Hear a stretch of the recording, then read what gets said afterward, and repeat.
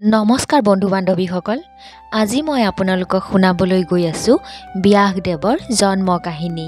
তেওঁৰ পিতৃ মাতৃ কোন আছিল, কেনেকৈ আৰু কিভাৱে জন্ম হৈছিল ব্যাসদেৱৰ, কেনেকৈ তেওঁ বেদজ্ঞ পণ্ডিত হ'ল, এই সকলো কথাখিনি জানিবলৈ হ'লে আহক আজি এই কাহিনীটোৰ মাজলৈ।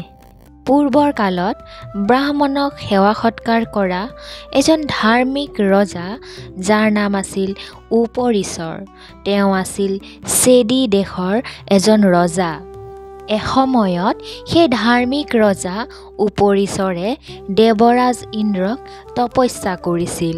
সেইকাৰণে দেৱৰাজ ইন্দ্ৰই ৰজা উপৰিচৰৰ তপস্যাত সন্তুষ্ট হৈ প্ৰিয় কাৰ্য সম্পাদনাৰ্থে মুকুতাৰ মণিৰ দ্বাৰা শোভিত এখন আকাশী বিমান প্ৰদান কৰিছিল। এনেদৰে ধাৰ্মিক ৰজা উপৰিচৰে দিব্য আকাশী বিমানত আৰোহণ কৰি আকাশতেই বিচৰণ কৰি ফুৰিছিল।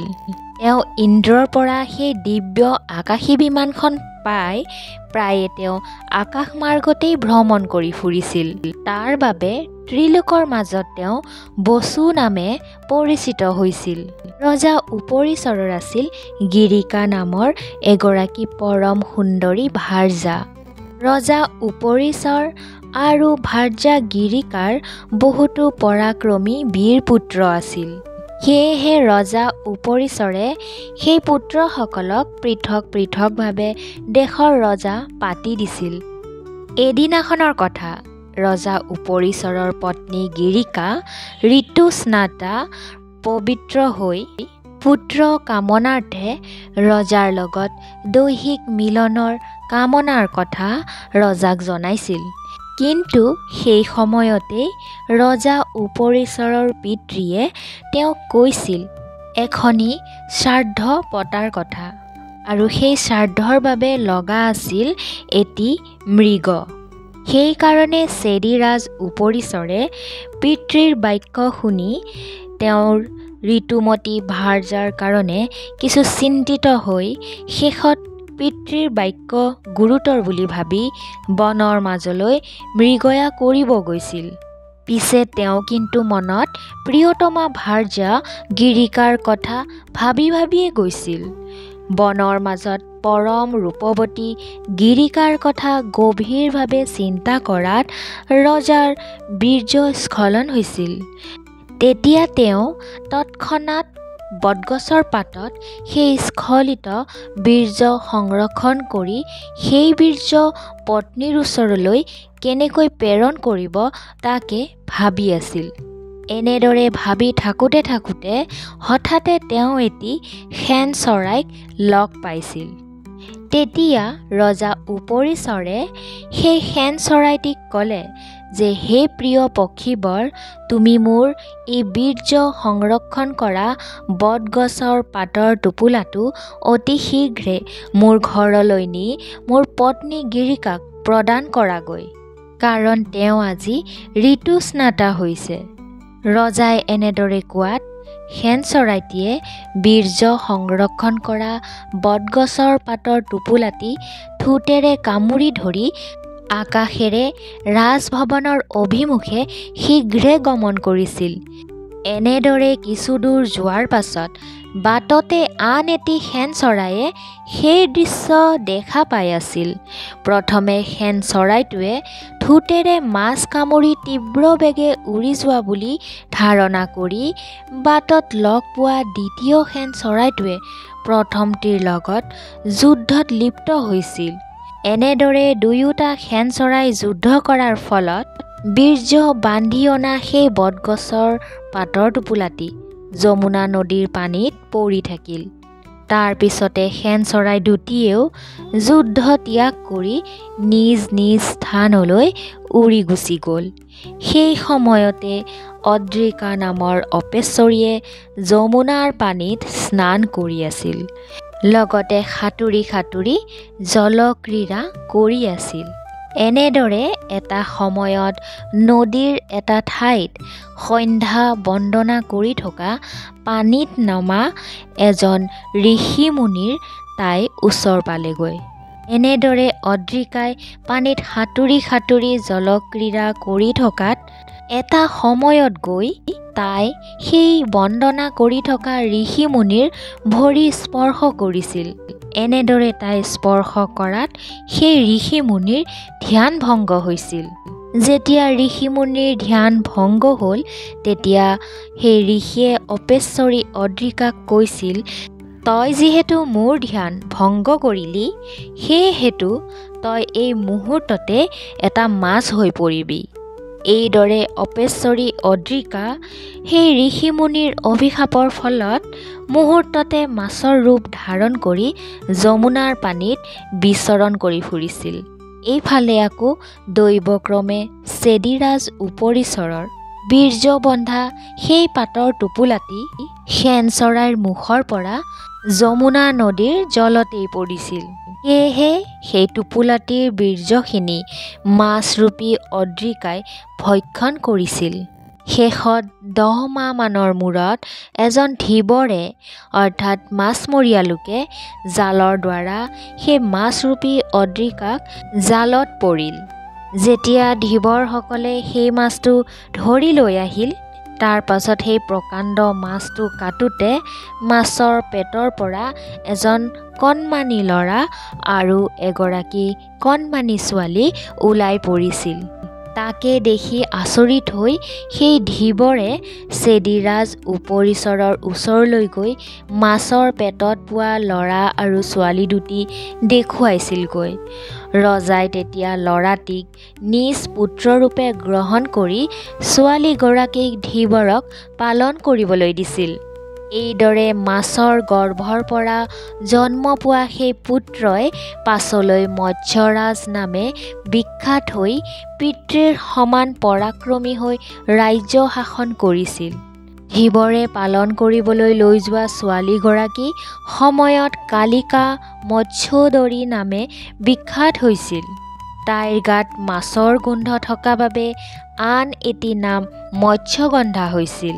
এই মৎস্যগন্ধাক ধীবৰ ৰাজে বৰ যত্নেৰে প্ৰতিপালন কৰি নিজ কন্যাৰূপে ডাঙৰ দীঘল কৰিছিল। এনেদৰে মৎস্যৰূপী অদ্ৰিকাই 2 পুত্ৰ আৰু কন্যা সন্তান জন্ম দি ঋষিমুনিয়ে দিয়া অভিশাপৰ পৰা মুক্তি পালে আৰু নিজ ধামলৈ গমন কৰিলে। এইফালে মৎস্যগন্ধা ধীবৰৰ গৃহতেই ক্ৰমাৎ ডাঙৰ হ'বলৈ ধৰিলে। তাই বৰ ৰূপৱতী আছিল, কিন্তু গাত মাছৰ তীব্ৰ গোন্ধ থকাৰ বাবে কোনো ধীবৰ যুৱকে তাইক বিয়া কৰাবলৈ আগ্ৰহী হোৱা নাছিল। এদিনাখনৰ কথা, মহাতপস্বী মুনিবৰ পৰাশৰে তীৰ্থযাত্ৰাৰ বাবে যমুনাৰ নদীৰ তীৰত উপস্থিত হৈছিল। তেতিয়া আছিল দুপৰীয়াৰ সময়। সেইকাৰণে তাত থকা ধীবৰজনে আহাৰ গ্ৰহণ কৰি আছিল। যিহেতু ধীবৰজনে আহাৰ গ্ৰহণ কৰি আছিল সেয়েহে পৰাশৰ মুনিয়ে তেওঁক সুধিছিল যে তুমি মোক নাৱেৰে যমুনা নদী পাৰ কৰাই দিব পাৰিবানে? পৰাশৰ মুনিয়ে এনেদৰে কোৱাত ধীবৰ ৰাজে তেতিয়া মৎস্যগন্ধাক কৈছিল যে আই, তুমিয়েই এই ধৰ্মাত্মা মুনিবৰক নাৱেৰে যমুনাৰ সিপাৰে থৈ আহাগৈ।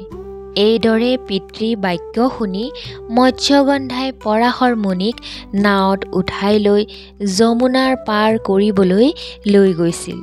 এনেদৰে কিছু দূৰ যোৱাৰ পাছত মৎস্যগন্ধাৰ ৰূপত ভুল গৈ কামাতুৰ হৈ পৰাশৰ মুনিয়ে সোঁহাতেৰে মৎস্যগন্ধাৰ সোঁহাতত ধৰি দৈহিক মিলনৰ বাবে আহ্বান কৰিছিল।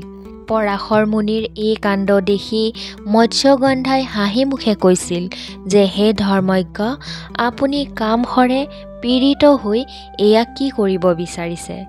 আপুনি যি কাৰ্য কৰিবলৈ ইচ্ছা কৰিছে এইটো আপোনাৰ বংশ বা শাস্ত্ৰ অধ্যয়ন কৰা মানুহৰ নাইবা তপস্যা কৰা মানুহৰ বাবে উপযুক্ত নহয়।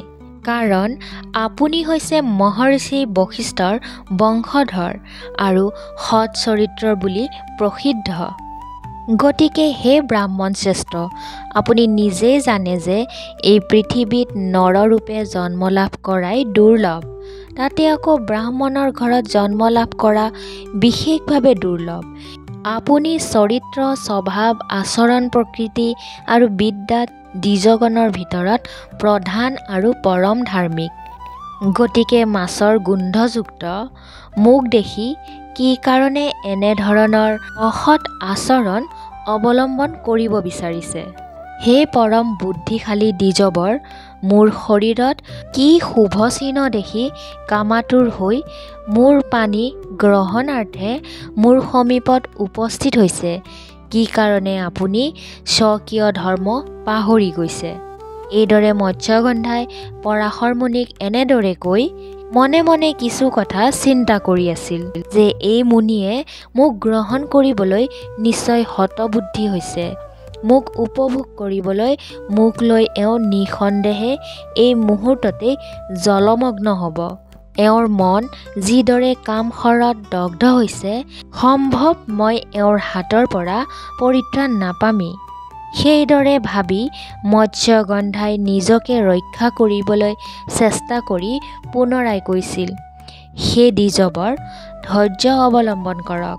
প্ৰথমে নদীৰ সিপাৰলৈ যাওঁ বলক। সিপাৰত যি কৰে কৰিব। মৎস্যগন্ধাই এনেদৰে কোৱাতহে পৰাশৰ মুনিয়ে মৎস্যগন্ধাৰ হাতৰ পৰা হাতখন এৰি দিছিল আৰু তাৰ পাছত তেওঁ সুন্দৰকৈ নাৱত বহি ৰৈছিল। এইদৰে নাৱেৰে গৈ থকাত পৰাশৰ মুনি পুনৰ কামাতুৰ হৈ মৎস্যগন্ধাক সাৱটি ধৰিছিল। তেতিয়া মৎস্যগন্ধাই কম্পিত হৈ কৈছিল, হে মুনিবৰ, মোৰ শৰীৰ অতিকৈ দুৰ্গন্ধময়। সেই কথা আপুনি নুবুজে কিয়? চাওক, সমান ৰূপৰ স্ত্ৰী পুৰুষৰহে দৈহিক মিলন সুখদায়ক হয়। মৎস্যগন্ধাই এনেদৰে কোৱাৰ ফলত পৰাশৰ মুনিয়ে তপস্যাৰ বলেৰে তৎক্ষণাৎ মৎস্যগন্ধাক মৃগ নাভিৰ দৰে যোজনাব্যাপী সুগন্ধময় শৰীৰ আৰু মনোহৰ ৰূপ লাৱণ্যমতী কৰি কামাৰ্ত মনোভাৱৰ হৃদয়েৰে পুনৰবাৰ তেওঁৰ সোঁহাতখন ধৰিছিল। যিহেতু সুলক্ষণা মৎস্যগন্ধাই সদায় সত্য কথা কৈছিল, সেইবাবে তেওঁক ধীবৰ ৰাজে সত্যৱতী নামেৰে মাতিছিল। এইফালে আকৌ কামাতুৰ হৈ পৰা পৰাশৰ মুনিক মৎস্যগন্ধাই কৈছিল, হে মুনিবৰ, চাওক, দিনৰ পোহৰত সকলোৱে আমাক এনেবোৰ কাৰ্য কৰি থকা দেখা পাব। আনহাতে মোৰ পিতৃও যমুনাৰ তীৰতে ৰৈ আছে। গতিকে হে মুনিবৰ, যেতিয়ালৈকে নিশা নহয় তেতিয়ালৈকে অপেক্ষা কৰক। সকলোৰে সাক্ষাতত পশুৰ দৰে এনে ঘৃণিত কাম মোৰ ভাল নালাগে। কাৰণ মনীষীসকলে দিবা ভাগত ৰতি ক্ৰিয়াত মহৎ দুখ বুলি জানিয়েই নিশা ভাগতহে নৰনাৰীৰ ৰতি ক্ৰিয়াৰ নিৰ্দেশ দিছে। চাওক, নৈৰ পাৰৰ দূৰণিত বহু মানুহ দেখা গৈ আছে। তেওঁলোকেও আমাক দেখি আছে। গতিকে হে মহাবুদ্ধিমান আৰু ধাৰ্মিক মুনিবৰ, কাম বেগ সম্বৰণ কৰক। লোকনিন্দা অতি ভয়ানক। এইদৰে পৰাশৰ মুনিয়ে মৎস্যগন্ধাৰ কথা শুনি তপস্যাৰ প্ৰভাৱত তৎক্ষণাৎ কুঁৱলীৰ সৃষ্টি কৰিছিল। কুঁৱলীয়ে ঢাকি ধৰাত যমুনাৰ দুয়োপাৰ অন্ধকাৰচ্ছন্ন হৈ পৰিছিল। তেতিয়া মৎস্যগন্ধাই পৰাশৰ মুনিক কৈছিল, হে দ্বিজশ্ৰেষ্ঠ, মোৰ বিবাহ নোহোৱা বাবে মই এতিয়াও কন্যাই হৈ আছোঁ। আপুনি মোক উপভোগ কৰি যলৈ ইচ্ছা তালৈ গমন কৰিব। আপোনাৰ বীৰ্য অব্যৰ্থ। গতিকে হে ব্ৰাহ্মণ, মোৰ হে গতি এতিয়া কি হ'ব? মই যদি আজি সগৰ্ভা হওঁ তেতিয়া পিতৃক কি ক'ম? আপুনি নিঃসন্দেহে মোক উপভোগ কৰিয়ে গুচি যাব। গতিকে মই কি কৰিম কওক? মৎস্যগন্ধাই এনেদৰে পৰাশৰ মুনিক বহুতো প্ৰশ্ন কৰিছিল। মৎস্যগন্ধাৰ কথা শুনি পৰাশৰ মুনিও কৈছিল যে, হে প্ৰিয়ে, তুমি মোৰ প্ৰিয় কাৰ্য সাধন কৰি বৰ্তমানে যেনেদৰে কন্যা হৈ আছা তেনেকৈ থাকিব পাৰিবা। তথাপি তুমি মোৰ পৰা কি বৰ প্ৰাৰ্থনা কৰা কৰিব পাৰা। পৰাশৰ মুনিয়ে এনেদৰে কোৱাত মৎস্যগন্ধায়ো কৈছিল, হে দ্বিজোত্তম, মোৰ পিতৃ মাতৃয়ে যেন আমাৰ মিলনৰ কথা নাজানে। মোৰ যেন কুমাৰী অৱস্থা, অবিবাহিত অৱস্থা বিনষ্ট নহয়, তেনে এটি ব্যৱস্থাহে মোক কৰি দিয়ক। মোৰ যেন আপোনাৰ দৰে অদ্ভুত বীৰ্যৱান পুত্ৰ লাভ হয়। মোৰ শৰীৰৰ এই সুগন্ধ যেন সদায় থাকে আৰু মোৰ যৌৱন যেন নৱভাৱে বিৰাজ কৰি থাকে, তেনে বৰ প্ৰদান কৰক। মৎস্যগন্ধাৰ সেই কথা শুনি পৰাশৰ মুনিয়ে কৈছিল, হে সুন্দৰী, মোৰ কথা শুনা। তোমাৰ নাৰায়ণৰ অংশসম্ভূত পৰম পবিত্ৰ ত্ৰিলোক বিখ্যাত এজন পুত্ৰ জন্ম হ'ব। হে সুন্দৰী, মই আগতে কোনো কালেই এনেকৈ কামাগ্নিত দগ্ধ হোৱা নাছিলোঁ। নাজানো কি কাৰণে তোমাক দেখি মই কিয় ইমান কামাতুৰ হৈছোঁ। মই অপেশ্বৰীসকলৰ অনুপম ৰূপ দৰ্শন কৰিও ধৈৰ্য হেৰুওৱা নাছিলোঁ, কিন্তু দৈৱযোগে তোমাক দেখিয়েই যে মই কামাসক্ত হৈছোঁ, নিশ্চয় জানিবা যে ইয়াৰ কিবা এক গুৰুত্ব কাৰণ আছে। যিয়েই নহওক, দৈৱ ভাগ্য কোনেও খন্দাব নোৱাৰে। পাৰিলে তোমাৰ দৰে দুৰ্গন্ধময়ী বালিকাক দেখি মই কিয় এনেদৰে মোহিত হৈছোঁ। হে সুন্দৰী, তোমাৰ পুত্ৰই ত্ৰিভুৱনত বিখ্যাত পুৰাণ প্ৰণেতা আৰু বেদ বিভাগকৰ্তা হ'ব। এইদৰে পৰাশৰ মুনিয়ে তেনেকৈ কৈয়েই মৎস্যগন্ধাক উপভোগ কৰি যমুনাৰ পানীত স্নান আদি কৰি সেই স্থান পৰিত্যাগ কৰিছিল। লগে লগে মৎস্যগন্ধাও গৰ্ভৱতী হৈ তৎক্ষণাৎ যমুনা দ্বীপত দ্বিতীয় কামদেৱৰ দৰে এটি পুত্ৰ প্ৰসৱ কৰিছিল। তেওঁ অতি বীৰ্যৱান, মহাতেজস্বী। সেই পুত্ৰই জন্মগ্ৰহণ কৰিয়েই লগে লগে ডাঙৰ হৈ তপস্যাত মনোনিৱেশ কৰিবলৈ ইচ্ছা কৰি মাতৃ মৎস্যগন্ধা অৰ্থাৎ সত্যৱতীক কৈছিল যে, হে মাতৃ, আপুনি এতিয়া যলৈকে ইচ্ছা তালৈকে যাওকগৈ। ময়ো এই মুহূৰ্ততে তপস্যাৰ বাবে গমন কৰিলোঁ। হে মাতৃ, আপুনি মোক যেতিয়াই স্মৰণ কৰিব, মই তেতিয়াই আপোনাৰ সন্মুখত উপস্থিত হ'ম। হে মাতৃ, আপুনি বিপদত পৰিলেই মোক স্মৰণ কৰিব আৰু মই সেই মুহূৰ্ততেই আপোনাক বিপদৰ পৰা উদ্ধাৰ কৰিম। আপোনাৰ মংগল হওক, আপুনি মনত কোনো চিন্তাই নাৰাখিব। এইদৰে ব্যাসদেৱে মাতৃ সত্যৱতীক তেনেকৈ কৈয়ে তপস্যাৰ বাবে বনৰ মাজলৈ গমন কৰিছিল।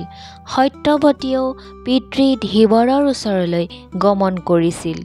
ব্যাসদেৱক সত্যৱতীয়ে দ্বীপৰ মাজত জন্ম হোৱাৰ বাবে দৈপায়ন নাম ৰাখিছিল।